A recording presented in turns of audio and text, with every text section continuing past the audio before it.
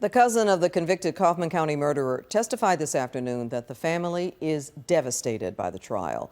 Eric Williams was convicted of murdering Cynthia McClelland.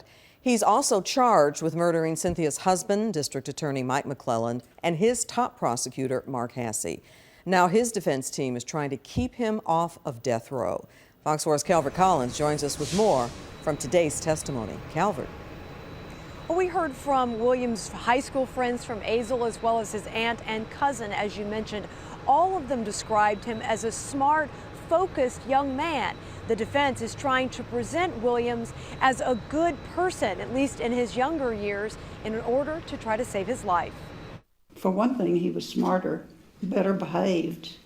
LaVon Humphreys hasn't seen her nephew in many years, but has fond memories of him as a child, as does cousin Army Colonel Ian Lyles, who described Williams almost as like a brother.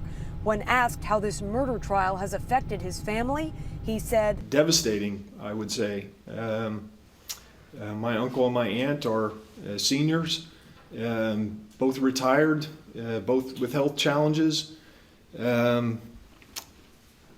Certainly not what they expected to go through in their twilight years."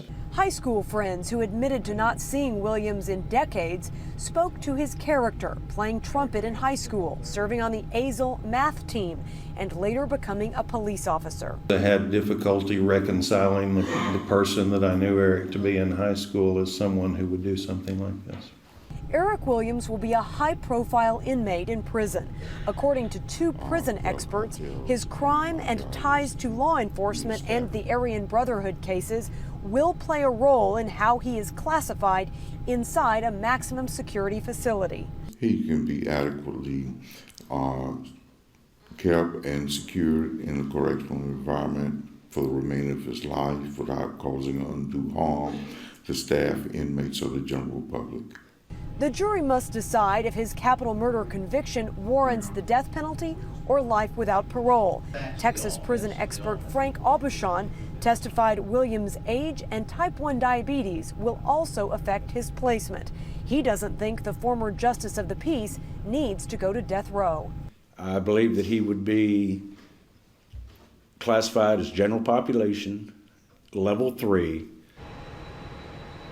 Well, that would mean that Williams would likely have a cellmate and would also have several hours a day in the common areas and potentially even a job while in prison. Now, we're told that sentencing could last until Tuesday, but the judge's patience was wearing very thin by this afternoon. He was tired of hearing the same testimony kind of given over and over again, and he warned both sets of attorneys not to call any more witnesses who would potentially give statements that the jury had already heard. Clarice? Calvert, thank you.